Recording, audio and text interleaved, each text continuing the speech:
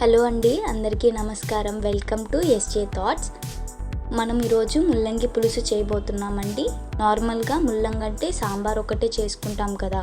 So ఈరోజు మనం కొంచెం కొత్తగా ముల్లంగి పులుసు చేద్దాము. కొత్తగా ఏం కాదండి, చాలా బాగుంటుంది. ఒకసారి మీరు ట్రై చేసి చూడండి, మీకు ఖచ్చితంగా నచ్చుతుంది. సో ఇప్పుడు దీన్ని ఎలా చేసుకోవాలి ఏంటి అనేది చూద్దాం. ముల్లంగిలు ఇలా రౌండ్గా కట్ చేసి వాటర్లో వాష్ చేసి పక్కన పెట్టుకోవాలండి.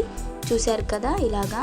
ఇప్పుడు ఆనియన్స్ తీసుకొని ఇలా కట్ చేసి పెట్టుకోవాలండి. టమోటా కూడా ఇలా కట్ చేసి పక్కన పెట్టుకోవాలి.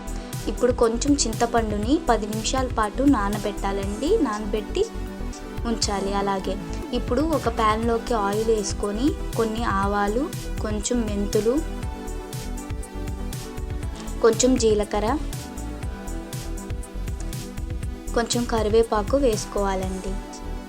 ఇందులోకి ఇప్పుడు కట్ చేసి పెట్టుకున్న ఎర్రగడ్డ ముక్కలు వేసుకోవాలి. కొంచెం అది ఫ్రై అవ్వాలండి.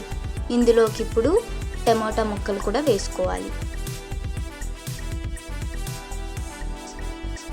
ఇప్పుడు మనం ముందుగా కట్ చేసి పెట్టుకున్న ముల్లంగి ముక్కలు అనేవి దీంట్లోకి వేసుకోవాలండి. తప్పకుండా ట్రై చేయండి, చాలా బాగుంటుంది. ఇప్పుడు ఇందులోకి ఒక చిటికెడు పసుపు, కొంచెం ఉప్పు అండి, కల్లుప్పు అయినా మామూలు సాల్ట్ అయినా వేసుకోవచ్చు. ఇందులోకి ఒక 2 స్పూన్లు మిరప్పొడి వేసుకోవాలి. ముందుగా నానబెట్టుకున్న చింతపండులో నుంచి రసం అనేది తీసి పక్కన పెట్టుకోవాలండి. అది దీంట్లోకి వేసుకోవాలి.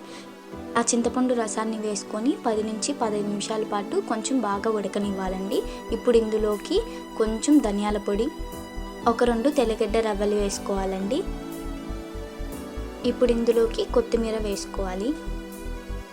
అంతే అండి, చాలా టేస్టీ అయిన ముల్లంగి పులుసు అనేది రెడీ అయిపోయింది. చూశారు కదా, ముల్లంగి కూడా బాగా ఉడుకుంటుందండి. 10 నిమిషాల పాటు ఉడకబెట్టాము కదా, సరిపోతుందండి. ఆ చింతపండులో బాగా ఉడికి మంచి టేస్ట్ వస్తుందండి. తప్పకుండా ఇలా ట్రై చేయండి. మీరు కూడా ట్రై చేసి ఎలా ఉందో మాకు కమెంట్ చేయండి. చాలా టేస్టీగా ఉంటుందండి. Thanks for watching and please do subscribe for our channel.